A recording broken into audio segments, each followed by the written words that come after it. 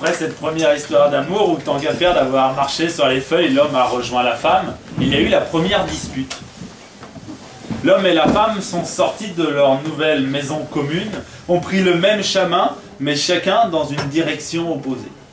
On ne sait pas d'où venait la dispute, mais c'était une grosse dispute. Alors, chacun regardait droit devant lui, puis marchait à grands pas. Fais bien. Je vais le prendre, si c'est bon. Et l'homme, à un moment, s'est dit, c'est quand même bête. Il a fait demi-tour. Il a voulu voir, mais la femme, elle, regardait droit devant elle et marchait à grands pas. Il n'arrivait pas à la rejoindre. Alors il a fait signe à vieux père, tu pourrais pas m'aider quand même, c'est de ta faute si c'est arrivé. Vieux père a soulevé sa couverture de nuages. Il a vu que le pauvre homme avec ses petits muscles n'arriverait jamais à la rejoindre. Alors il a claqué des doigts. Et l'instant suivant, le long du chemin, il y a des petites graines qui se sont transformées en petits arbres, qui se sont mis à pousser avec des grandes branches. Et puis sur les branches, on a vu des fleurs se transformer en fruits verts et puis en fruits rouges. Et ce jour-là sont apparus des pommes, des pêches, des abricots, des poires. Tout ce que vieux père n'avait pas encore créé. Mais la femme, elle regardait droit devant elle. Et puis, elle marchait. Et l'homme sentait bien qu'il n'arriverait pas à la rattraper. Alors il s'est mis à genoux, il a dit, vieux père, c'est quand même de ta faute si tu nous avais pas créé un homme, une femme, ce serait jamais arrivé, je suis sûr qu'entre deux hommes, c'est ta faute. Et vieux père voyait que l'homme n'y arriverait pas.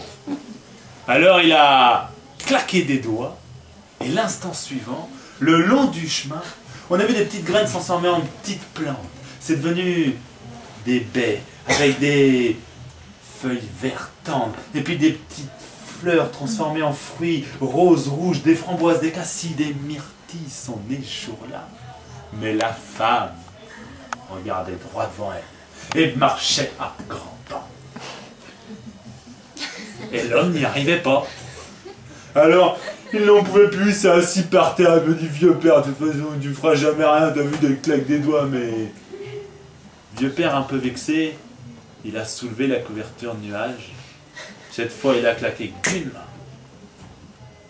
Mais l'instant suivant, sur le sol, sur le chemin, devant la femme, il y a une petite plante qui est apparue. Des premières feuilles qui ont longé le sol. Mais la femme l'avait déjà dépassée parce qu'elle marchait à grands pas. Et la petite plante, elle a fait une unique fleur. Le milieu était jaune, entouré de pétales blancs. On aurait dit une rose en miniature.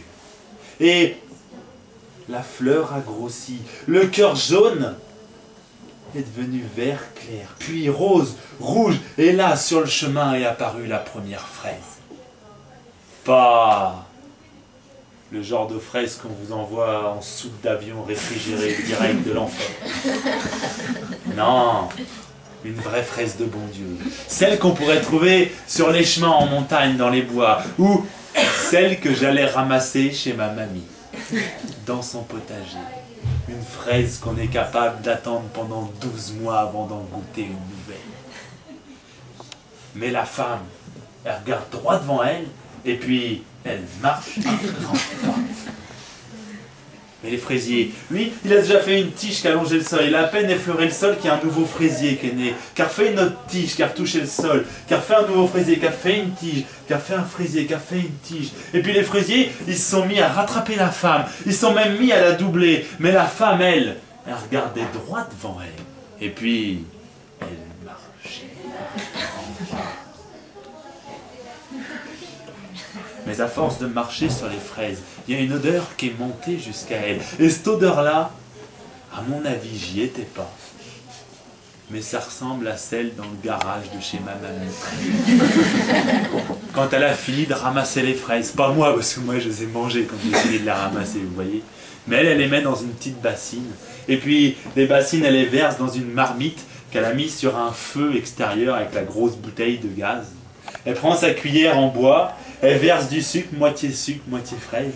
Elle fait tourner, ça fait bloup, bloup, bloup dans la marmite. Et il y a l'odeur de la fraise qui est en train de cuire qui emplit tout le garage. Et quand c'est assez cuit, elle verse de la marmite dans les pots de confiture qu'elle a alignés. Et à chaque fois, c'est la même chose quand elle finit de verser sa marmite. Tout à la fin, il en reste un peu au fond et elle me regarde et dit « Tu crois que ça vaut le coup que j'aille demander à la voisine un pot un peu plus petit pour mettre le... » Alors elle va dans la cuisine chercher une miche de pain. Elle en coupe une tranche épaisse comme ça. Elle y met la fourchette. Elle la pose à côté du feu. Et pendant que ça cuit d'un côté d'un seul, elle va dans le frigo. Elle sort une motte de beurre. Du beurre salé, parce que zut, on est aussi en Vendée. Elle coupe un peu de beurre. Et elle la met sur le pain qui a eu le temps de chauffer d'un côté pour que ça reste moelleux de l'eau. Elle l'emmène jusque dans le garage. Et avec la marmite, de l'autre bras, elle arrive à verser sur le morceau de pain. Et le pain, le beurre, les fraises, tout ce qui est encore chaud. Moi, je l'enfourne dans ma bouche. Et il y a une odeur qui vient me chatouiller le haut du palais. Et à mon avis, cette odeur-là, c'est celle qu'a sentie la femme quand elle s'est raclée le dessous du pied et qu'elle l'a porté à sa bouche. Là, elle regardait un peu moins droit devant elle. Elle marchait un peu moins grande enjambée. Elle a ralenti sans s'en rendre compte. Elle s'est penchée, elle a ramassé d'autres fraises. Elle en a mangé. Et puis quand elle s'est retournée, elle a vu tout ce qu'elle avait raté.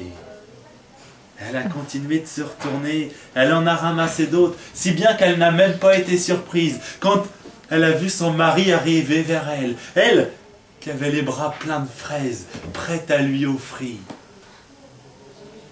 Et c'est pour cette histoire que dans certains peuples d'Indiens d'Amérique, la fraise ne porte pas le nom simple et bête de fraise, mais s'appelle la pomme d'amour, pour cette première réconciliation.